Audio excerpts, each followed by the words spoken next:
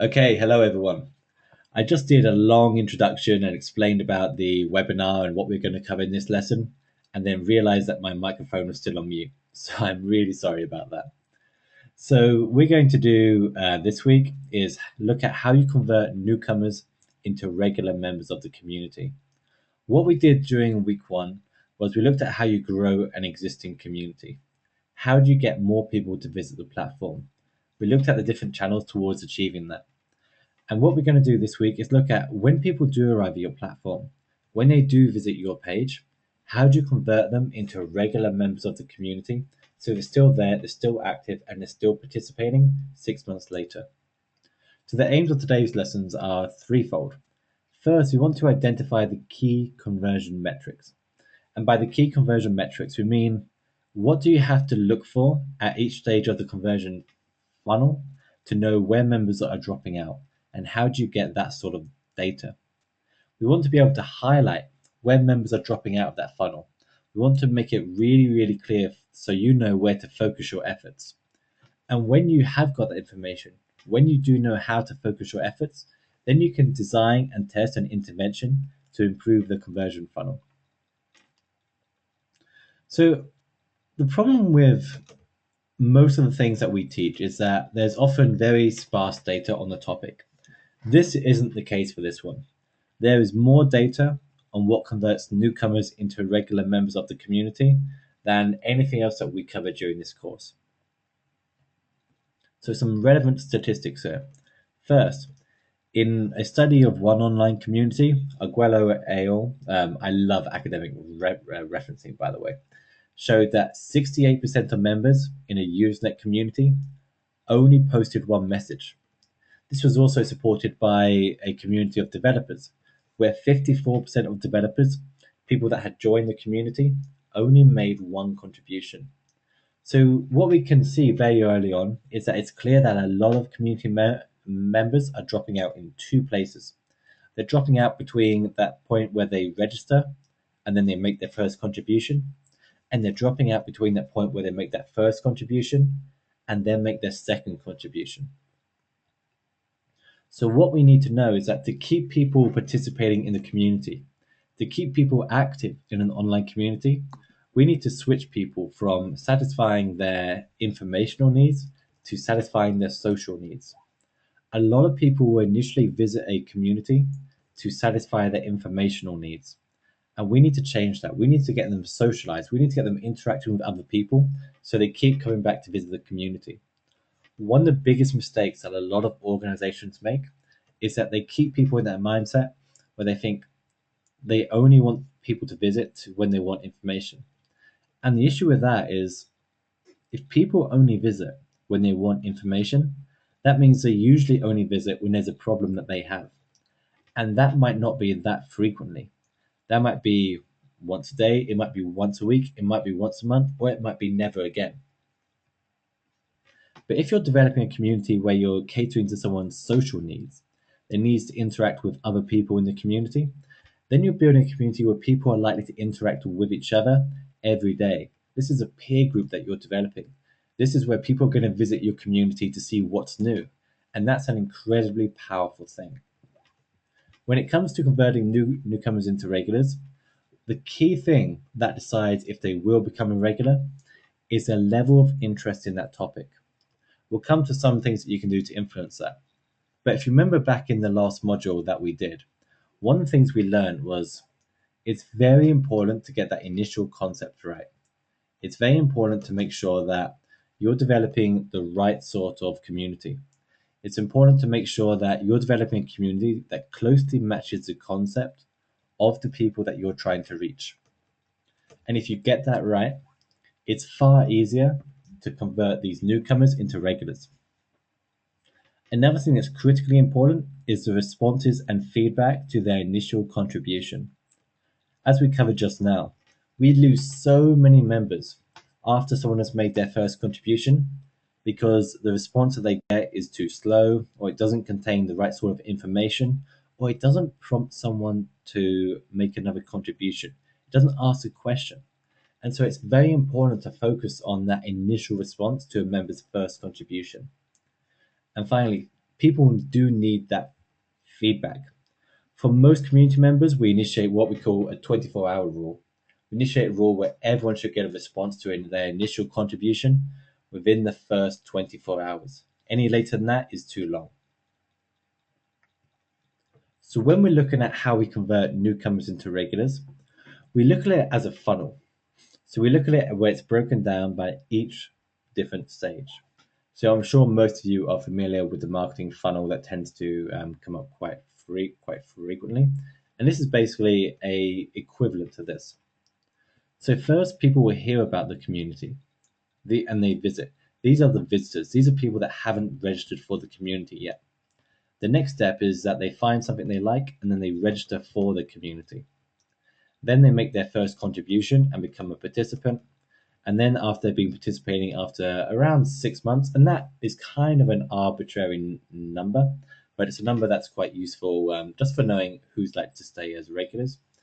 And then finally, some of them will become volunteers. We're not going to go into volunteers during this lesson, but what we are going to do is try and diagnose and break down where people are dropping out during this conversion funnel. So I don't know what data you guys have on you right now, but if you do, it might be interesting to go through this. So the first thing we want to know to analyze if the community has a healthy number of visitors. Or to take this back, let's imagine if you look at this funnel here, that you aren't getting many newcomers that are becoming regulars. You can break it down by each of these stages and identify exactly where members are dropping out. So if we begin at the first stage, we want to know the number of unique new visitors. The very first thing we want to do when we're trying to diagnose a newcomer to regular ratio, when we're trying to work out why our communities have or don't have a healthy level of growth, is to look at the number of unique new visitors. The reason why we do that is first we need unique visitors because people can visit the community many times. And this is all data that's available via Google Analytics. And then we want to know the people that are visiting the community for the first time. That's why we want to know how many people are coming to the community for the first time. How many of these people are new? And the reason we do that is that we want people that are visiting the community for the very first time. This will tell you whether you have a good level of growth in the community, whether you have enough people to make that conversion funnel work. So we get the number of unique visitors per month, and you can get this data by Google Analytics. We multiply it by the percentage of them which are new visits, and we end up with the number of unique new visitors in that community. Can everyone just quickly know if that makes sense? Just a yes or no in the Skype group or the GoToWebinar control panel. This is going to be one of those lessons that really does combine the data side of things with the theory side of things. So is everyone good with this?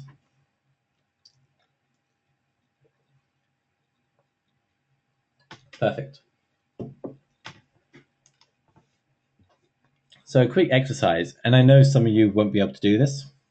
What we want to do is look at the number of unique new visitors to the community, and then the number of those people that register for the community.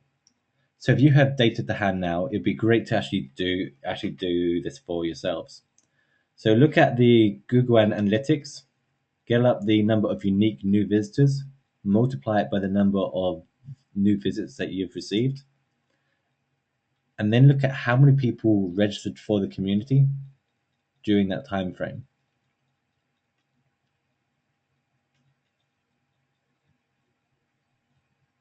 So I can give you a few minutes to do this if you want. Otherwise, if you don't think you can do it right now, we can move ahead to the rest of the lesson and you can do it later.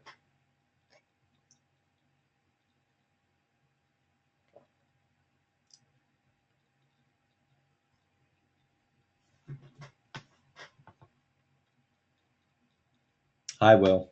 Will, if you've just joined, we're going to our first exercise. We want to know the number of unique new visitors in our communities.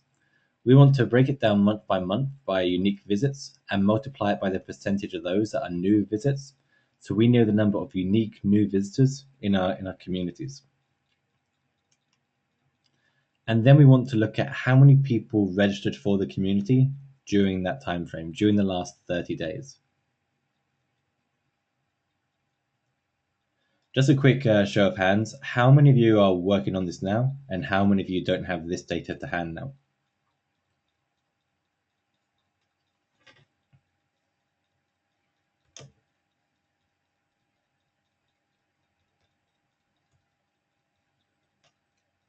So Kirsten says 915 unique visits within the last 30 days and 17 new members.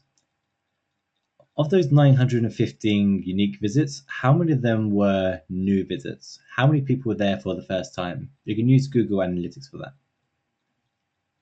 And then get that into a clear ratio.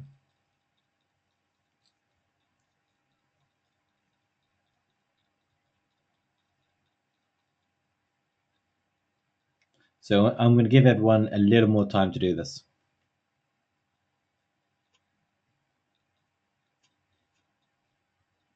So Christian says 915 unique visits, 17% new visitors. So 17% of them were new visits, right? So when you multiply that by 915, what do you get? 915 times 17%.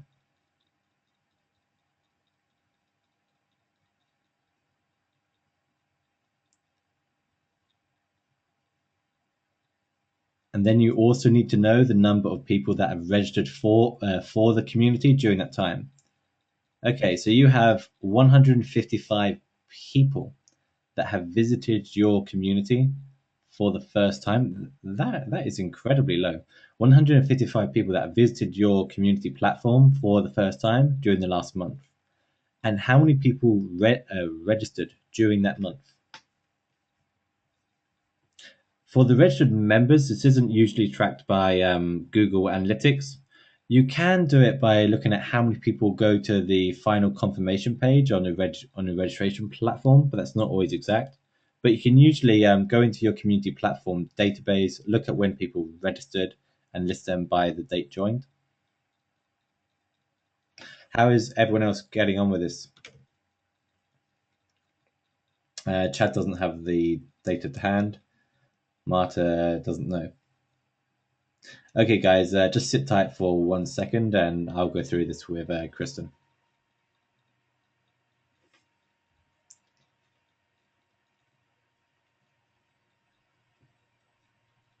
Okay, so Kristen has 17 new members. So your ratio is basically 155 to 17 here. And if you turn that into a percentage, what do you get? 17 divided by 155.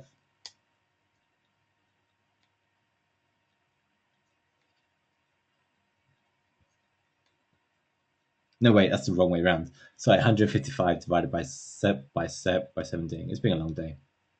So what that should give you is your ratio to work with. So what this should tell you is the number of unique new visitors that are becoming registered members. So if we go to an example from one of our clients, I think about a year or so ago, here you see the number of unique new visitors every 30 days.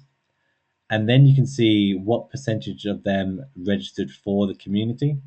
And this gives us our registration percentage. So Kristen's is 9.11%. That's generally around what many communities are if they haven't spent a lot of time trying to optimize this. And what you can do when you track this over a long period of time is that you can test different interventions to see what makes a difference.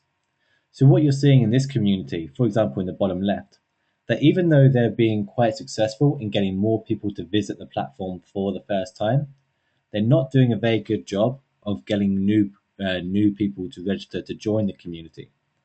And this is why it's important because you have to balance all of this. It's very easy to go on a big promotional campaign and get a lot of people to join that platform for the first time, but you also need to convert them into registered members of the community.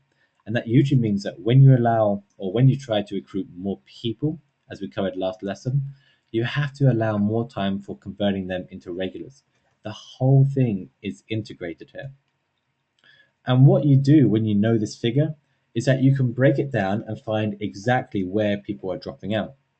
So we know, for example, that people in a community, they'll hear about the community and visit the platform, That's where our whole promotional and marketing efforts go.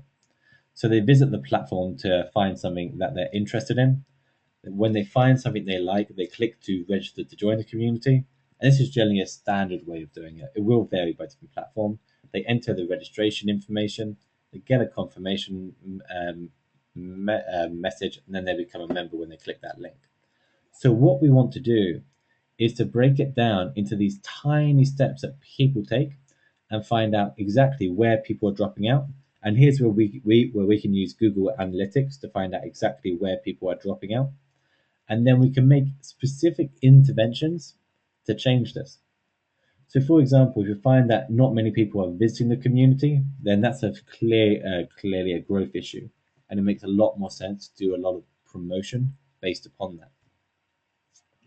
If we're finding that people aren't finding something that they like, it makes a lot of sense to target the type of members that are going to be most interested. To focus on attracting fewer people to the platform, but only those that have a strong relevancy to the concept of the community. Another thing we can do if they're not finding something that they like is to make sure that the latest content and activity is displayed prominently on the landing page of that community. Make sure that it's above the fold and occupies the most important places.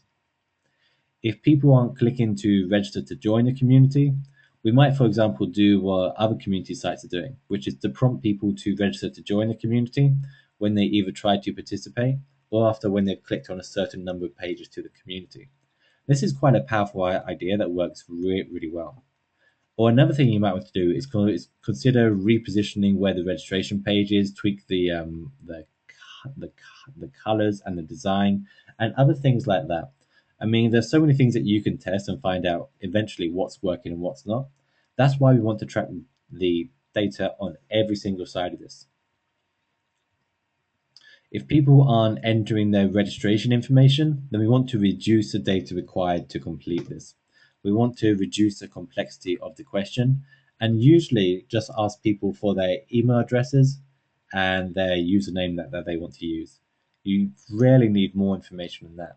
So we really want to simplify that as much as possible. And next, if they're getting the confirmation email, and even within that, there are different steps. So they open that confirmation message and then they click the link. If they're not clicking that link or they're not opening it, then we want to change the subject of that email. We might want to change who that email is from. So make it from a specific person instead of a generic "do not reply" message from the community. We might also want to reduce or tweak the email copy, or you want to highlight something in that email itself that people want to do in the community. Have an incentive for them, an activity within the community that makes them want to click that link. And this is an incredibly powerful thing. Most community platforms send out very bad generic confirmation emails. They should send out confirmation emails that are way more interesting and have something that people can do, something that people want to click on straight away. So for examples of registration forms, you can see that what's quite common now is simply to keep it as simple as possible, either to have a sign up link with Facebook or Twitter, or just to ask people for the bare minimum amount of information. You don't want people to sign up for your community to fill out all the membership profile questions. You just want them to get over this hurdle so you have the ability to contact them. We want to make sure that the latest activity and discussions shows up on the landing page of that community. We want to make sure that when people visit that platform, they can easily find something that they're going to be interested in participating in. So, in the next question, and you won't be able to get the answer to this now, I don't think, is that you want to know what's the next step when someone has clicked the link to register for that community. The next thing you want them to do is to participate in the community. You want them to go from being a registered member into being a participating member. Most organizations do a terrible job here. And out of all the interventions we make with our clients, the ones where we have the best success, the ones that are clearly the focus of a lot of our efforts, is to get the newly registered members participating as quickly as possible, because this is so decisive when it comes to determining if they're going to be a regular member or not. Most online communities have a huge amount of lurkers solely because they don't get people participating quickly enough. It's almost impossible to convert a lurker into a regular member of the community, especially to do that en masse. But if you focus your efforts when people first join the community, you can make the right sort of intervention there. You can put together a certain or a number of interventions that's going to get them participating in the community as quickly as possible. But to do that, first we have to know how many people that join the community actually participate in the community. And this is where it gets somewhat mathematical. So to do this, we have to have an accurate sample of registered members that participate. Now you could go through every person that joins your platform and look to see if they participate. But that's going to be a lot of work, especially if you have, say, 500 people that registered for the platform. But it will only take you around half an hour or so to go through 100 members, a sample of 100 registered members, and see if they participated. This won't give you a precise figure, but it will give you a very accurate figure. So by systematic sampling, what we mean is to list all the members that have joined your community by the date that they joined, and then divide that total number by 100, or divide that total number by 10, or whatever you can do, which you think is a manageable amount. So say it's every 10th member, and then look to see on every 10th member if they made their contribution to the community or not. The reason why you're doing it this way is so you don't bias it. So you don't pick the members that are likely to be more active. So you don't just look at the members that have joined in the last couple of days instead of a few weeks ago. So this gives you as accurate a sample as you can possibly get. So you want to know how many make a contribution. You also want to know, where do they drop out during this process? Do they not click the confirmation link? Do they not visit the community page again? I mean, where exactly are they dropping out? Actually, before we move ahead, does this make sense to everyone? If you haven't done much work with statistics in the past, this can be kind of tricky.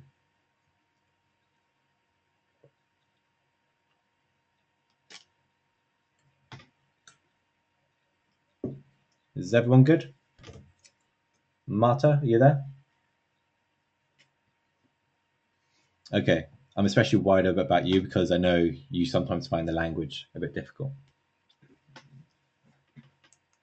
So once you know whether this is a problem or not, there are so many interventions that you can make here to convert more registered members into participants.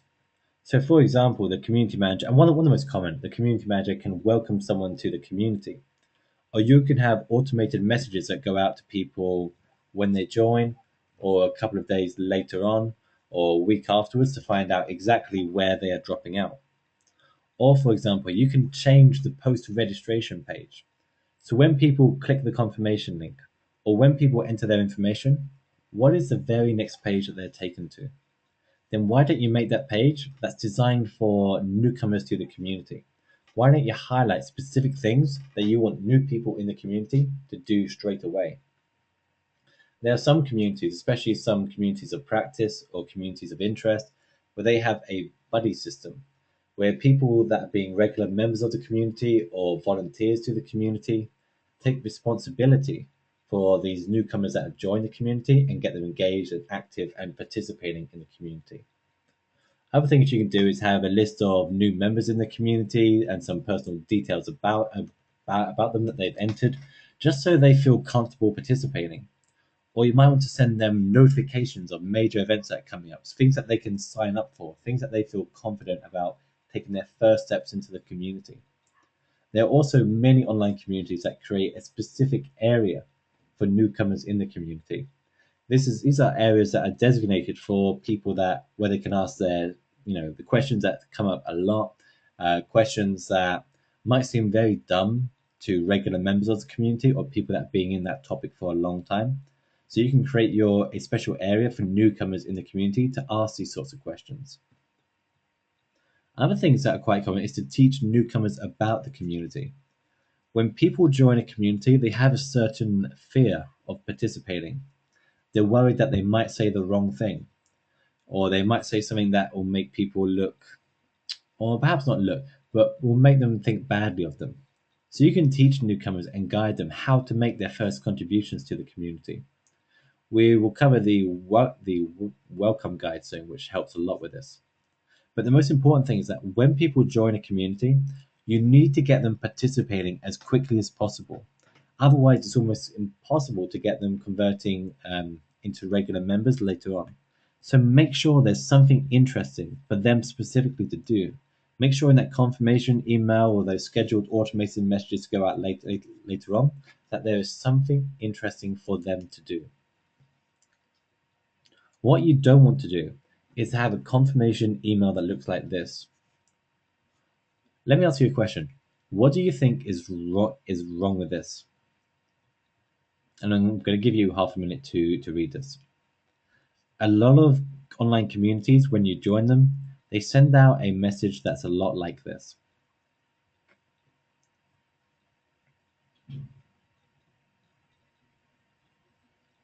So what do you guys think is wrong with this confirmation email?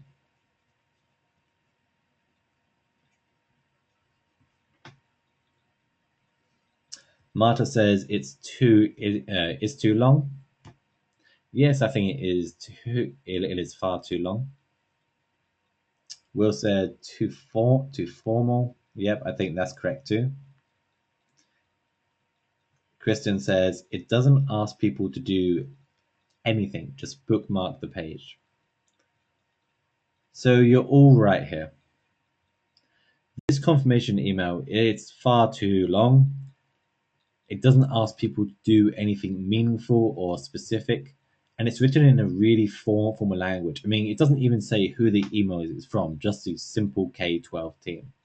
This isn't what you want.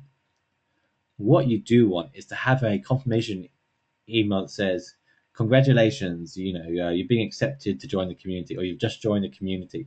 We would love your opinion on this debate, blah, blah, blah, blah, blah, link.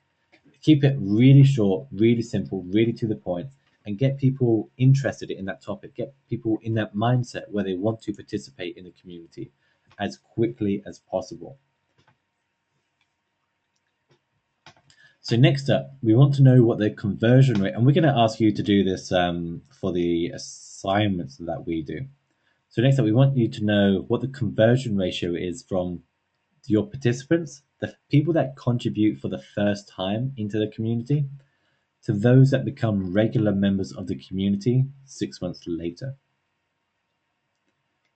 So this is really difficult to measure, but it's not impossible by a long way. But it is kind of complicated to grasp. So the way that we measure this is that we need to use a sampling technique. I don't know of any platform that will give you this data offhand. So we want to use a sampling technique again. We're going to use a stratified and then systematic sampling technique. So a stratified sampling technique is basically when you sample from different clusters of the audience that you're trying to reach. It's basically a quota system, but you make sure that that quota reflects the overall makeup of the community. So we want to know where people are dropping out in the community process. Is it after X number of contributions or after X amount of time? And then once we have those groups, we do that systematic again. We pick every nth person, so every third, every fifth, every 10th, or whatever, and check where they dropped out. What did they do? What did they not do? So we want to know where people are dropping out of the process. So here's what it looks like if you're using an Excel spreadsheet. So imagine you're looking at 100 people that have made their first contribution. And by sampling techniques, so you find that 57 are still active after 1 month, 37 are active after 2 months, 21 are still active after 3 months, 19 are still active after 4 months, 19 is still active after 5 months, and 15 is still active after 6 months. This gives you a percentage. So you can see what percentage of people drop out and where they drop out of this process. So we can also put this into graphs, as you see the graph in the bottom right. But this isn't enough because some people save make say one post in the community every month, or some people make a lot of contributions within the first week and then disappear entirely. So we also need to correlate this with the number of contributions that members make. So, for example, we know, and I did this graph slightly wrong here. We know of 100 people that 100 people make between 1 to 5 contributions because this is the initial sample that we're using, members that have made their first contribution to the community. And then we look at how many make 6 to 10 contributions, 11 to 15, 16 to 20, 21 to 25, 26 to 30. So we want to know if they're still active after a certain number of contributions. What this tells us, for example, if you look at the months since joining again, we know that if we can keep members active for those first 3 months, then the level of people that stay regular members is likely to be considerably higher. So we can think, okay, what interventions can we make that will keep people active after 3 months? And we might plan out a whole journey and have some sort of ritual that members go through when they've been active in the community for 3 months. So they have a motivation to keep participating during that entire 3 month process. Or if they are active after a certain number of contributions, so we know that we lose many members before they've made their sixth contribution to the community, up to 53% here. So we can design out a period of interventions designed to get people making at least 6 contributions to the community. The guy that used to run FriendFeed, Brett Taylor, used to say that in his online community, if he could get people to make, say, 10 contributions or make 5 friends in that community, they were far more likely to stay regular members of that community indefinitely. And I think it was Mike, the person that runs the Nike Plus community a while ago, who said, if you can get people to log their first 5 runs, then they're likely to stay members of that community.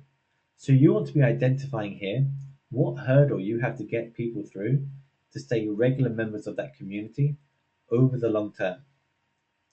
Okay, so quickly, yes or no, is everyone okay with this? And please don't hesitate if you have any questions that you want to ask. So what we're doing essentially is sampling people that have made their first contribution, and then looking to see where they drop out.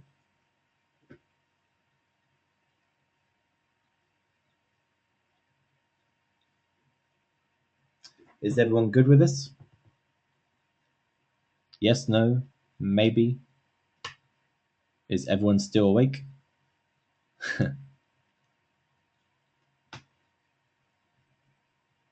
Okay, fantastic.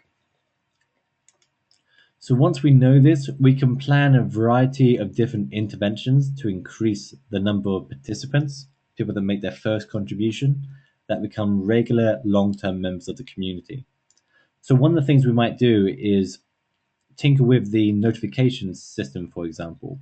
We might change the content or the copy of that notification system. We might change the number of messages that people get when they receive those messages. We might change who those notifications are from, or what the subject line of those notifications are. So we might tinker a lot with that to see if it improves that ratio or not. Or we might increase the whole speed of the responses that people get to their messages. We might work with with our insider group, which we'll cover a bit later on, to generally increase the speed of responses. So people that post a message receive their response at least within 12 hours and the maximum, because this speeds up the whole community. When people receive a response within 12 hours, they're likely to visit the community again and participate and get another response and participate. So you can speed up the whole online community. Or we might ensure that people are participating in the correct way. When people join the community, there might be a welcome guide that they receive that teaches them about the community and both the cultural education of the community. So who the top members are, what the topics that people are discussing, what do people generally think or feel about different things. So people gradually learn more about the community and they're more motivated to continue participating in that community. As an aside here, we generally find for community managers that it makes far more sense to welcome members that have made their first contribution than it is to welcome members that have just registered the community. But that's just an aside tip. We want to also change the characteristics of the response that members receive. So by the characteristics here, what we mean are people that receive the right type of response that ask another question, so invites them to come back and answer that question, and generally get past those first five contributions. As I mentioned earlier, there might be a ritual that members have to go through, not a ritual as in a hazing sort of thing, but something that will get members in the mindset where they are generally feel part of that community. Perhaps access to a new area of the community, access to create content for the community, access to manage an area of the community, or to participate in a live discussion, or to have something that they only get after being an active member for a certain amount of time. Other things we might do is to make personal introductions, as I covered a second ago. So make the community manager introduce themselves to people that are in the community, or introduce members to the community. So if you have newcomers that are new to the community, obviously, then you can introduce them to the existing members of the community. And it's far easier to be introduced than it is to introduce yourself. We will also think about having content about the newcomers in the community. So, what are members in the community doing? And we can create a lot of great content that's about them. So, we can have a newcomer of the week or a profile of a new member. We can get people in the mindset that they want to continue participating because they might be featured in one of these places. Something else that works really well is giving newcomers to the community, people who have made that their first contribution, a level of ownership over something in the site. If they have a unique level of expertise or background, why don't you make them responsible for responding to discussions on that particular topic of expertise? I mean, there are many things you can do here. But when people have ownership over a tiny sliver of your community, they're likely to continue participating in that community as a result. And not only that, they're also likely to bring other people into that community and continue their participation as well. But the key thing throughout all of this is that you have to switch their motivations. If people come just for information, which many people will do when they first visit a community platform, you have to get them into the place where they're participating because it's their peer group, where they know who the other members of that community are. You have to get them into that mindset. And whether you do that by culturally explaining them about the community, you have to affect them at that psychological level that they want to be a part of this group identity. So that wraps up the lesson for today. We have a lot of time for any questions that you might have. Make sure that on this lesson that you do the recommended reading as well, because we go into far more depth than what we can cover just in this lesson. One of the things you're going to find the most difficult about this is getting the right data in the first place. But luckily we have some spreadsheets in this which we will share with you, which can help a lot. Okay, does anyone have any questions?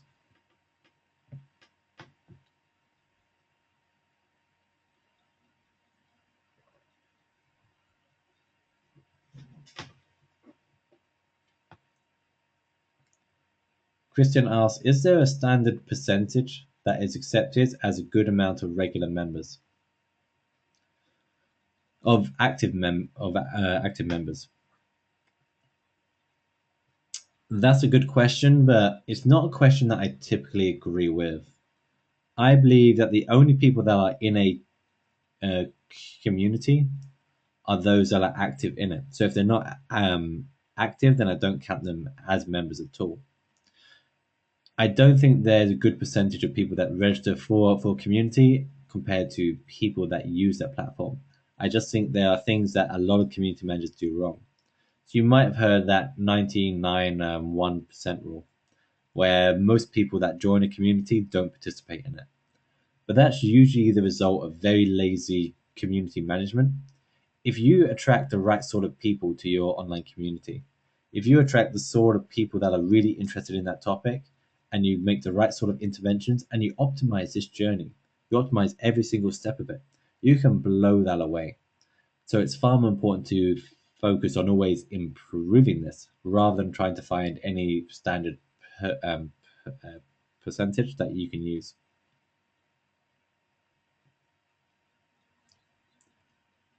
Does anyone else have any questions?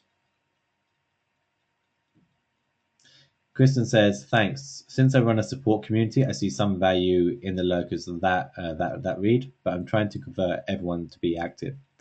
Well, look at what GiftGaff do. So GiftGaff have developed a very successful online community where people originally come to get support, but they're also socialized into that community. They also get to interact with other people in that online community.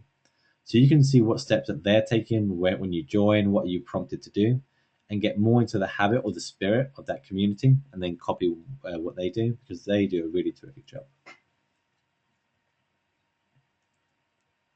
Marta says, when you were talking of creating a space in the community for new members, you not run the risk of creating a ghetto if they don't create relationships with older members? Yes, to an extent, and that's why we don't always do it with our clients, or we don't always recommend it for clients. I like having a simple thread or a post somewhere where newcomers can choose to post if they want, and we give them a certain number of protection from the older members.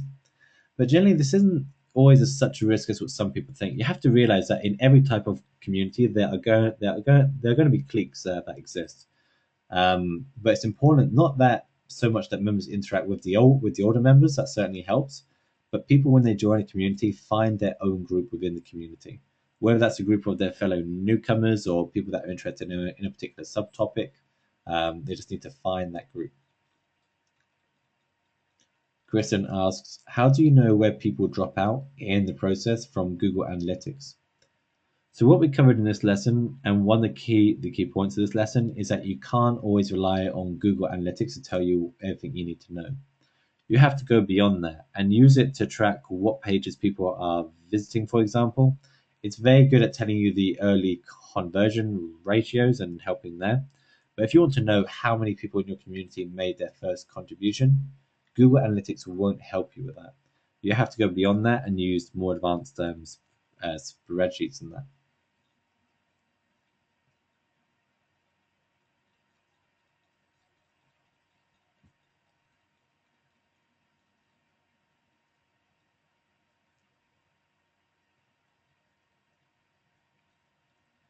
Anyone else have any questions?